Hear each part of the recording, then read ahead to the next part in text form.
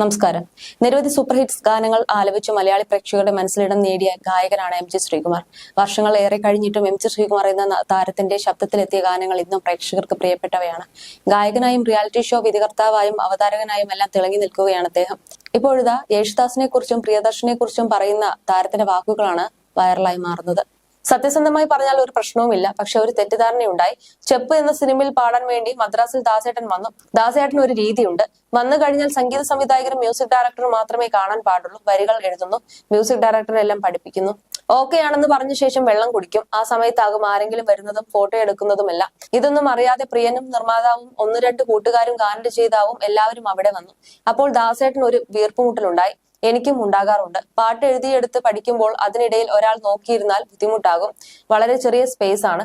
ഇടയ്ക്ക് മ്യൂസിക് ഡയറക്ടറോട് സംശയമൊക്കെ ചോദിക്കാനുണ്ടാകും. അതിനൊന്നും പറ്റിയെന്ന് വരില്ല. അതോടെ ഇവിടെ ഇരിക്കുന്നവരെല്ലാം പുറത്തു പോകണമെന്ന് ദാസേട്ടൻ പറഞ്ഞു.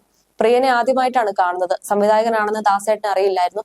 പ്രിയൻ അവിടെ ഇരിക്കുകയും ബാക്കിയുള്ളവരെല്ലാം പോവുകയും ചെയ്തു. നിങ്ങളും പോകണമെന്ന് ദാസേട്ടൻ പറഞ്ഞു. ഇല്ല, ഞാൻ സംവിധായകനാണെന്ന് പ്രിയൻ പറഞ്ഞു. ദാസേട്ടനാണെങ്കിൽ ഇറങ്ങി പോകണമെന്ന് പറഞ്ഞു പോവുകയും ചെയ്തല്ലോ. സംവിധായകനായാലും ആരായാലും ഇപ്പോൾ ഞാൻ പാട്ട് പഠിക്കുകയാണെന്നും ഇറങ്ങി പോകണമെന്നും ദാസേട്ടൻ പറഞ്ഞു. അതിൽ പ്രിയൻ അപമാനിതനായി. പ്രിയൻ പുറത്തുപോയി പാക്കപ്പ് പറഞ്ഞു. പാട്ട് എടുക്കുന്നില്ലെന്ന് പറഞ്ഞു. അങ്ങനെ ഒരു സംഭവം ഉണ്ടായി എന്ന് കരുതി സ്ഥായിയായ ഒരു വിരോധവും പ്രിയന് ദാസേട്ടനോടും ദാസേട്ടൻ പ്രിയനോടുമില്ല.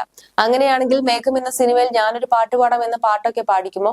പ്രിയന്റെ ഹിന്ദിയിലടക്കമുള്ള സിനിമകളിൽ ദാസേട്ടൻ പാടിയിട്ടുണ്ട്. പിന്നീട് ഇത്തിരി കിട്ടിയാൽ വലുതാക്കുന്നവരാണ് വലുതാക്കിയത്, അല്ലാതെ കാര്യമൊന്നുമില്ല എന്നാണ് എം ജി ശ്രീകുമാർ പറയുന്നത്.